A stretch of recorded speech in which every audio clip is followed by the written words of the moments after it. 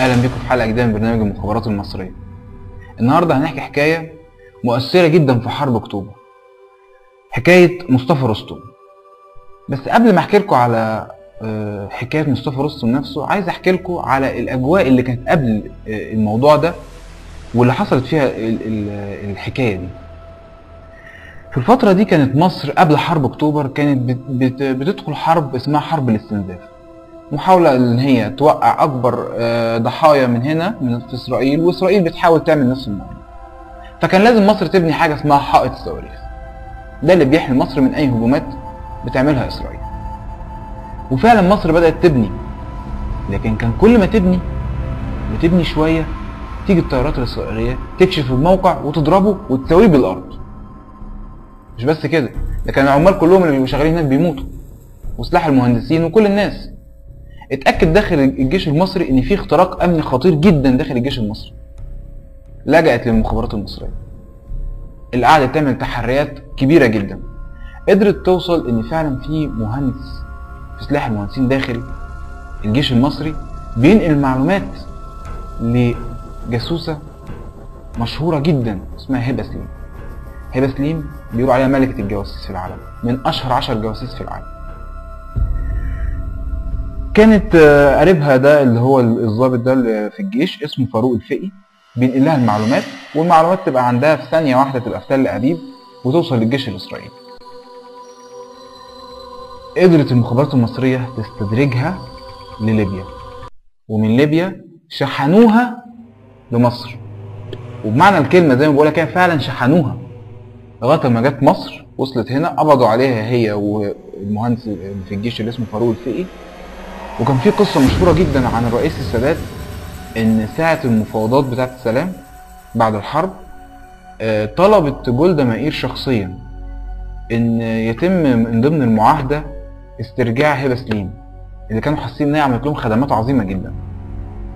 والسادات قال لها للأسف هي اتعدمت، وهي ما كانتش لسه اتعدمت، هي كانت في السجن، واعطى قرار سري انها تتعدم في سرية كاملة، لانها لا يمكن بعد اللي عملته ده ترجع تاني وتخرج من الموضوع ببساطة كده.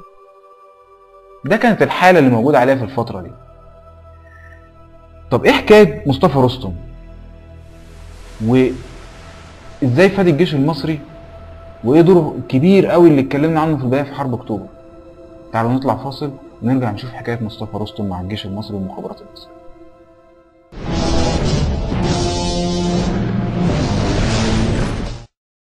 ورجعنا لكم من الفاصل في برنامج المخابرات المصرية عشان نكمل حكاية مصطفى رستم. من المعروف طبعا ان امريكا بتضمن تفوق اسرائيل في السلاح. اي سلاح موجود في امريكا لازم يكون موجود في اسرائيل، وده اللي كان حاصل في الوقت ده. امريكا قدرت فعلا تطلع سلاح جديد او صاروخ جديد اسمه البيم رايدر. بيم رايدر ده عبارة عن ايه؟ فكرته ان اي طيارة اسرائيلية اول ما تدخل مجال الرادار بيرصدها، وبيكون متركب في الرادار ده حاجة اسمه صاروخ سام 7. سام 7 ده بيركب على شعاع الرادار اللي راجع من الطيارة، فيعرف مكانها ويضرب الطيارة وتتفرقع. امريكا عملت حاجة تانية بقى، عملت حاجة اسمه البيم رايدر اللي بتكشف بيه مكان الرادار، بحيث ان لما الشعاع بتاع الرادار يلقط الطيارة تطلق في ساعتها صاروخ. الصاروخ ده بيركب على الشعاع، يفضل ماشي على الشعاع اللي مرتد تاني، اللي المفروض بيرجع تاني للرادار فيضرب الرادار. طبعا سلاح زي ده كان يضمن التفوق الاسرائيلي الكاسح في الطيران. قعدت تفكر المخابرات المصرية ازاي تتعامل مع الموضوع ده ازاي. الحل الوحيد ان كل التصاميم الخاصة بالسلاح ده تبقى عند المهندسين المصريين ويدرسوها لغاية ما يلاقوا فيه اي حل للموضوع. ازاي يحصل ده؟ كانت فكرة في المخابرات المصرية. في الوقت ده امريكا كانت بتدخل حرب اللي هي خسرتها بوضوح جدا قدام العالم في فيتنام. يبقى اكيد فيتنام اكتر حد عانى من السلاح ده، اكيد امريكا هتستخدم السلاح ده، مش هتديه لاسرائيل وهي مش هتستخدمه. وفعلا جه دور مصطفى رستم. مصطفى رستم كان رجل المخابرات المصرية الاول المقيم او اللي كان شغله في فيتنام. يا مصطفى عايزين كل حاجه تقدر تجيبها عن المعلومات، تقدر تجيبها عن هذا السلاح. طبعا الحرب كانت خلصت، فيتنام كانت عرفت كل اسرار الاسلحه الامريكيه، لكن كانت محتفظه بكل الرسومات بتاعت هذا السلاح تحديدا اللي هو البيم رايدر في مكان بنقول عليه يعني ناقله، حاجه متحركه بتتحرك ما بين الاشجار في الغابات الفيتناميه الرهيبه اللي ما قدرتش حتى المخابرات الامريكيه ولا القوات الامريكيه توصل لها.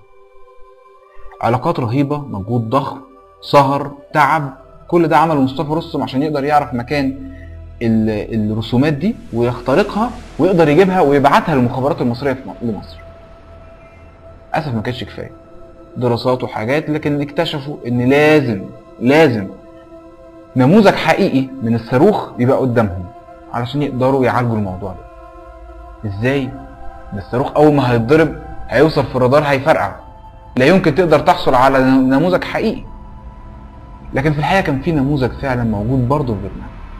النموذج ده هو الصاروخ الوحيد اللي اتضرب ولم ينفجر نتيجه اعطال حصلت فيه بطريقه حتى الان محدش في العالم يعرف حصلت ازاي. قدر مصطفى رستم والفريق اللي كان تحت ايده ينقل الصاروخ ده، صاروخ يتنقل ويتشحن من فيتنام لمصر دون معرفه من السلطات الفيتناميه. ازاي قدر يتشحن؟